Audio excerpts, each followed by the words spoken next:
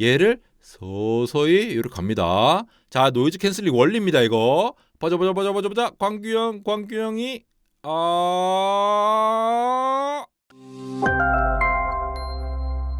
제가 에어팟을 드디어 샀습니다. 원래는 이제 갤럭시 버즈를 쓰고 있다가 버즈 프로는 아니에요. 그냥 버즈 일반 버전을 쓰고 있었는데 하필 또 하나를 잃어버리고 하다가 여러가지 구실을 만들어서 드디어 에어팟 프로의 2세대를 샀거든요. 요즘 쿠팡 가니까 할인도 하고 있어가지고 그냥 이제 질렀는데 기왕 만든 김에 또 콘텐츠 뽑아야 되지 않겠습니까? 그래서 에어팟 프로 2세대를 산 것을 빙자해서 노이즈 캔슬링의 원리에 대해서 좀 살펴보고 언박싱과 더불어서 이 에어팟에 관련된 내용들 좀 간략하게 정리를 해볼까 싶습니다. 일단 쿠팡에서 샀더니 이제 바로 로켓 배송으로 하루 만에 배송이 됐는데 이제 변색 방지용으로 이제 신지 모를 거 샀습니다. 뭐 이거 지금 광고 아니에요. 광고 아닙니다. 그냥 뜨는 거 그냥 산 거니까 이제 오해 마시고요. 그래서 벌써부터 뜯으려니까 두근거려서 봤는데 이 한쪽 면이 상당히 지저분해가지고 조금 마음이 안 좋았어요. 이 쿠팡이 재고 관리 어떻게 하는지 좀 속상했는데 일단 뭐 이제 반품하기에는 뭐 또 뭐 이런 거 반품하기에는 좀 그렇고 해서 그냥 썼습니다. 빨리 쓰고 싶으니까. 그래서 이렇게 떼는 거는 기존처럼 이렇게 위아래로 실링을 이제 뜯는 방식으로 되어 있더라고요. 기본적으로 이제 사용 설명서가 있고 이거를 열면은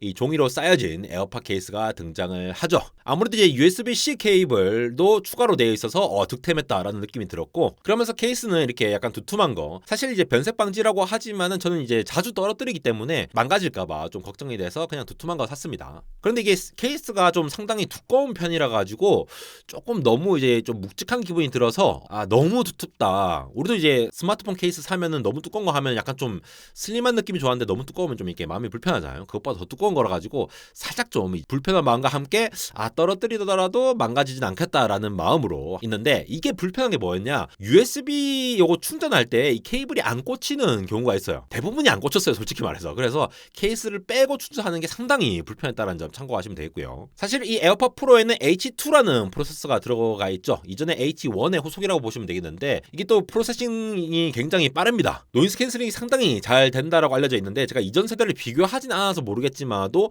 정말 잘 되더라고요. 이게 ANC 모드, 그러니까 H2가 이제 초당 48,000번 소리를 분석을 한다라고 합니다. 이 48,000이라는 숫자는 원래 이제 뭐 나이키스트 샘플링 띠어럼 이런 거 아시죠?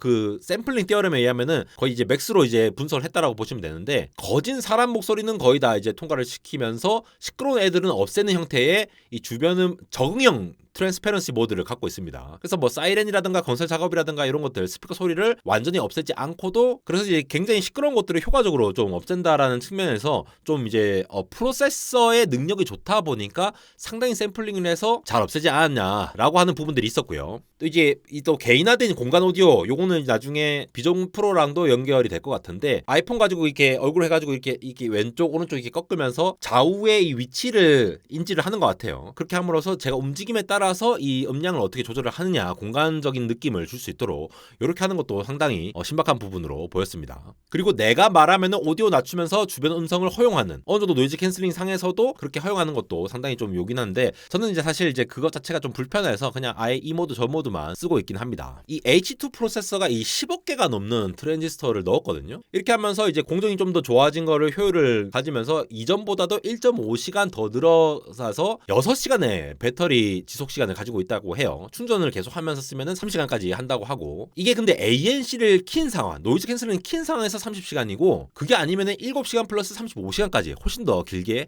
할 수 있다라는 점. 그리고 메모리를 더 많이 넣었다라고 합니다. 그래서 더 큰 오디오 모델 처리 대역폭을 가지고 있어서 더 많은 노이즈 소스를 더 빨리 해석을 할 수 있는 장점을 가지고 있다고 해요. 그래서 이러한 큰 소음을 예측해서 빨리 처리를 하는 것이 아니라 응답 시간을 충분히 빠르게 바로 딱 쳐내면은 이게 기존의 90dB에서 5dB를 낮춘 형태로 이 5dB이라면 여러분 3dB이 한 2배 줄어들었다고 보시면 되거든요. 5dB이면은 굉장히 많이 낮춘 겁니다. 특히 이제 비행기에서는 완전히 조용한 그런 느낌을 가질 수 있다라고 해서 많이 주목을 받았죠. 거기다가 이제 터치하는 것도 상당히 약간 이제 그 버튼 느낌이 잘 느껴지도록 이제 고쳐진 게 좀 좋았고요. 그래서 통화로 제가 테스트를 해봤는데 가끔 안 될 때가 있긴 하지만 예전에는 우리 이어폰 끼고 하면은 시끄러워 아무것도 안 들려 이러면서 막 짜증이 날 때가 있었거든요. 근데 요거 같은 경우에는 어느 정도는 잘 들리는 거라서 잘 썼습니다. 그래서 사실 제가 정리하고 싶었던 것이 이 노이즈 캔슬링 원리인데 제가 이거 3년 전에 한번 정리를 했습니다. 싹 다 이제 랩하면서 정리를 했는데 기본적으로 이 노이즈 캔슬링 원리라는 것들을 제가 그림으로 먼저 보여드릴 거예요. 물론 이 영상을 보셔도 나오는데 이거 한번 참고해 주시고요. 그래서 여러분이 직접 집에서 할 수 있는 거를 지금 바로 보여드릴게요. 제가 좋아하는 광규형입니다. 지금 이렇게 보시면은 광규형이 지금 이렇게 색 반전을 한 버전과 그렇지 않은 버전 이렇게 두 개 준비했어요. 요 버전을 요 앞으로 겹칠 겁니다. 어떻게 겹치느냐? 요 맨 앞으로 가져와가지고 요거에 그림 서식 가가지고 여기 보시면 투명도이죠. 투명도를 50%로 맞춰줍니다. 그런 다음에 자 각각 픽셀들의 투명도 50%에서 얘를 서서히 이렇게 갑니다. 자 노이즈 캔슬링 원리입니다. 이거 보자. 광규형이 사라지지 않습니까? 다시 한번 해볼까요? 여기 보세요. 자 H2 프로세서가 굉장히 빠르니까 이 살짝 차이 나는 요 정도 날 때에 이거를 빨리 처리해가지고 빨리 하는 정도만 하더라도 자 이게 이 형체가 잘 안 보이지 않습니까? 이게 점점 빨리빨리 처리해서 샘플링은 48,000번 해가지고 빨리 하면은 점차 이게 잘 안 보일 거예요. 그래서 광규형이 잘 안 보인다라는 거죠. 이게 좀 더 이렇게 벌어지면은 이제 약간 좀 이게 안 들어오고 하는 것도 있을 수 있겠죠. 특히나 이 뭔가 이제 와 이렇게 소리 지르는 거나 이런 것들 뾰족한 소리들은 이 프리퀀시가 높기 때문에 그 빨리빨리 움직인 것들을 빨리 샘플링해서 처리하지 못하니까 약간 이렇게 그래 들릴 수가 있지만 그 외에 좀 느릿느릿한 것들은 이렇게 한다라고 하는 거죠. 이 똑같은 원리입니다. 오디오의 파형들이 이렇게 각각 가고 있는 건데 그 반대 파형을 해가지고 상쇄시키고 싶다는 거죠.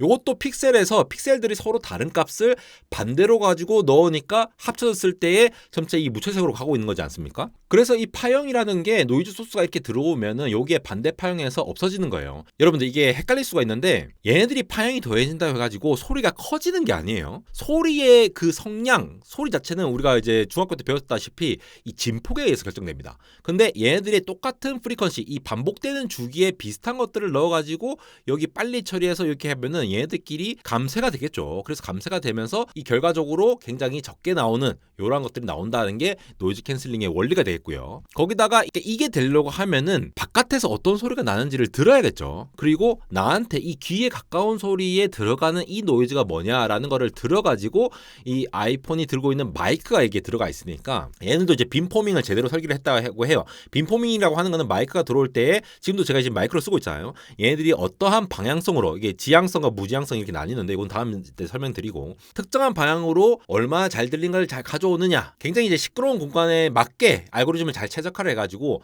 안쪽으로 향해 있는 마이크가 주변에 있는 이런 노이즈들을 이제 수집을 해가지고 개선할 수 있도록 여러 가지 최적화를 거쳤다고 하는 거죠. 안쪽으로 들어가 있으니까 바람 불 때 외부 소음을 좀 더 차단할 수 있도록 그렇게 하고 음성을 이제 계속 얘기를 할 때 도움이 될 수 있도록 그렇게 추진을 했다라고 합니다. 거기다가 이 충전 케이스를 찾는 기능, 이 충전기에서도 이 U1 칩이 탑재됐거든요. U1 칩은 옛날에 만들어진 칩인데 이걸 넣어가지고 어느 정도 프로세싱을 능력을 갖고 있으니까 내장 스피커도 있어서 이제 삐삐삐 소리 날 수 있도록 이렇게 한 거 굉장히 좋은 거라고 볼 수가 있고요. 마지막으로 이것도 이제 제가 한 2-3년 전에 올렸던 블루투스 버전을 확인한 건데 블루투스 5.3을 지원하니까 거의 최신 거 다 지원한다라고 보시면 됩니다. 근데 좀 아쉬운 거는 아직도 무손실 오디오를 지원하지 않는다라고 하는데 요거에 대한 원리들은 제가 뭐 MP3라든가 뭐 무손실 압축 원리 이런 영상에서도 올렸으니까 안델공학 그렇게 무손실 압축 이런 거 검색해 보시면은 들으실 수가 있고요. 근데 저는 이제 뭐 무손실 오디오를 딱히 듣지 않기 때문에 사실 상관은 없습니다. 그래서 에어팟을 산 김에 이렇게 한번 영상을 찍어 보았고요. 노이즈 캔슬링 원리가 상당히 간단하죠. 사실 자동차 노면에 있는 노이즈 캔슬링이라든가 비행기가 날아다닐 때 다 같은 원리입니다. 그래서 이제 오늘 광규형 통해 가지고 PPT로 이렇게 하는 모습 직관적으로 나타낼 수 있도록 하는 걸 빙자해서 광규형 이렇게 이용해서 이렇게 보여드리고 하면서